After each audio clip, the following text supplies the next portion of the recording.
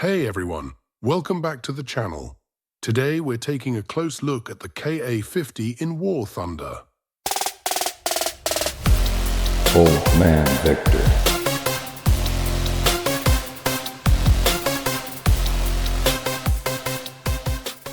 Now this is a premium vehicle, a designation that usually comes with high expectations, right? You'd think a premium helicopter like this would be packed with impressive features and top-tier performance. But unfortunately, my experience with the KA-50 has been pretty disappointing. Let's start with the basics. Being a premium helicopter, the KA-50 is supposed to be a cut above the rest. It's got that distinctive, aggressive design and a reputation in real-world settings. But when it comes to actual gameplay, it just doesn't hold up. Right off the bat, it feels like the premium label doesn't add much here, other than the price tag. Alright, let's talk loadout.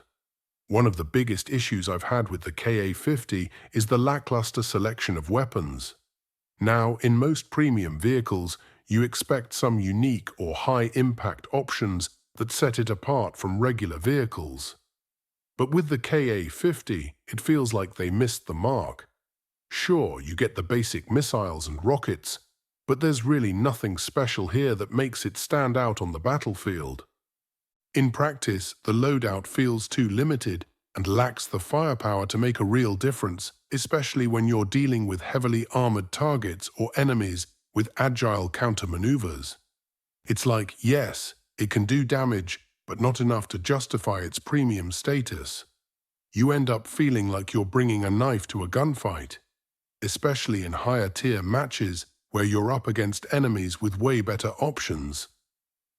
Now, if the loadout wasn't enough of a letdown, the handling just adds to the frustration. Helicopters, especially premium ones, should have responsive, precise controls to make targeting and evasion easier. But with the KA-50, maneuverability is just off. It feels sluggish and clunky, making it difficult to execute quick turns or reposition efficiently. This isn't just a minor inconvenience, it's a critical flaw. When you're up in the air and facing a fast-moving target or an anti-aircraft threat, you really feel the limits of the KA-50's handling. You're constantly fighting against the helicopter itself rather than focusing on the enemy. It's almost like the vehicle is working against you. In intense situations, the poor handling leaves you vulnerable and makes it hard to rely on this vehicle as a go-to option in any serious match.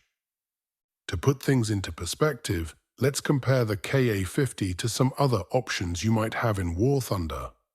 When you look at the handling and loadout of other premium helicopters, they usually offer a significant advantage, something that makes them feel worth the investment. But the KA-50, it's just not there. So where does that leave us with the KA-50? For me, it's hard to recommend. The premium status feels more like a label than a genuine boost to performance or versatility.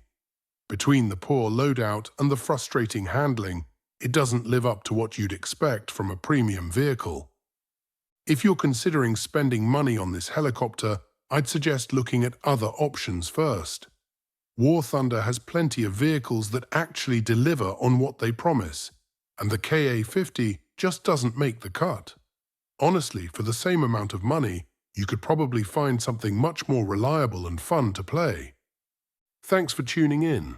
If you've had experience with the KA-50, I'd love to hear what you think. Maybe you found a way to make it work that I haven't. Let me know in the comments. And if you enjoyed this review, don't forget to like and subscribe for more War Thunder content. Catch you next time. Old Man Victor.